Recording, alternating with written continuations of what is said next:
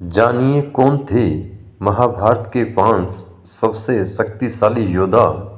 द्रोणाचार्य ने ही दोनों तरफ के सेनाओं को ज्ञान दिया था। इनके पास हर अस्त्र को चलाने का ज्ञान था। इसमें नारायण अस्त्र, पाशुपतास्त्र और ब्रह्मास्त्र भी शामिल हैं। महाभारत प्राचीन काल का सबसे बड़ा युद्ध माना जाता है। इस युद्ध में अनेक शक्तिशाली योद्धाओं ने भी भाग लिया। माना जाता है कि भारत के युद्ध में ऐसे ऐसे महाशक्तिशाली योद्धाओं ने भाग लिया जो अपराजेय माने जाते थे। इसके अलावा महाभारत में सबसे शक्तिशाली हथियारों का भी इस्तेमाल किया गया। लेकिन क्या आप जानते हैं कि इतने महान योद्धाओं में से सबसे शक्तिशाली योद्धा कौन थे? जानते हैं भारत के युद्ध में 5 सबसे शक्तिशाली योद्धाओं के बारे में। अर्जुन महाभारत के युद्ध में शक्तिशाली योद्धा के रूप में अर्जुन को भी जाना जाता है। माना जाता है कि अर्जुन के पास कई अस्त्रों का ज्ञान था। कहते हैं कि जब अर्जुन को चुनाव का मौका दिया गया कि वो कृष्ण की नारायणी सेना को चुने या स्वयं निशस्त्र कृष्ण को, तो उन्होंने कृष्ण का चुनाव किया। यह महाभारत का सबसे बड़ा निर्णय था। अर्जुन ने ही कौरवों की आधी से अधिक सेना को मारा। इनमें भीष्म और कर्ण भी शामिल थे। द्रोणाचार्य ने ही दोनों तरफ की सेनाओं को ज्ञान दिया था। इसके पास हर अस्त्र को चलाने का ज्ञान था। इसमें नारायण अस्त्र और ब्रह्मास्त्र भी शामिल हैं। वैसे तो युद्ध में द्रोणाचार्य को कभी सीधे पराजित नहीं किया जा सकता था। तब श्री कृष्ण ने भीम से कहकर एक अश्वत्थामा नामक हाथी को मरवा दिया और हर तरफ खबर फैला दी कि अश्वत्थामा मारा गया।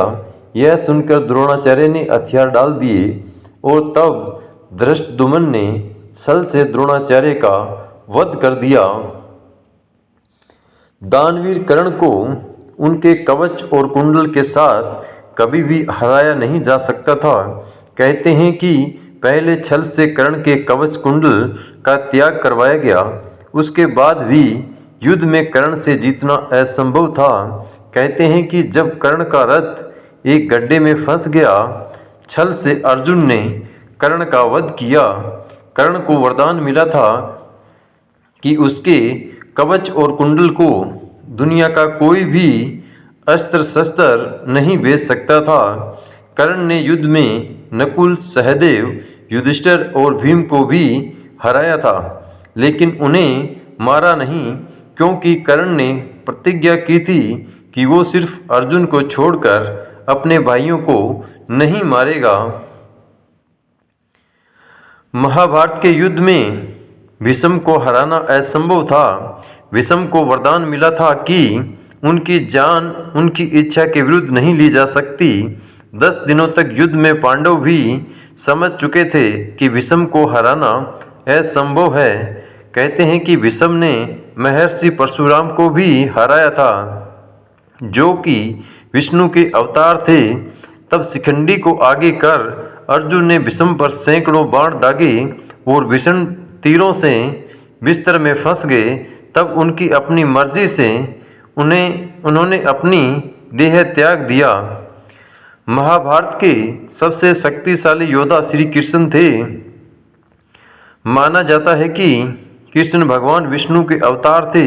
उन्होंने महाभारत के युद्ध में कोई भी हथियार इस्तेमाल नहीं किया था। श्री कृष्ण सिर्फ अपनी रणनीति से वो इतने महान योद्धाओं को मात दे पाए। कहते हैं कि अगर श्री कृष्ण हथियार उठा लेते तो सिर्फ अपने सुदर्शन चक्र से कौरवों की पूरी सेना का विनाश कर देते, क्योंकि कृष्ण के सामने कोई भी योद्धा अमर नहीं था। महाभारत में श्री कृष्ण ने अर्जुन को अपना विराट रूप दिखाया था। वीडियो में दी गई जानकारी आपको अच्छी लगी हो तो मेरे चैनल को लाइक, शेयर और सब्सक्राइब जरूर करें। धन्यवाद।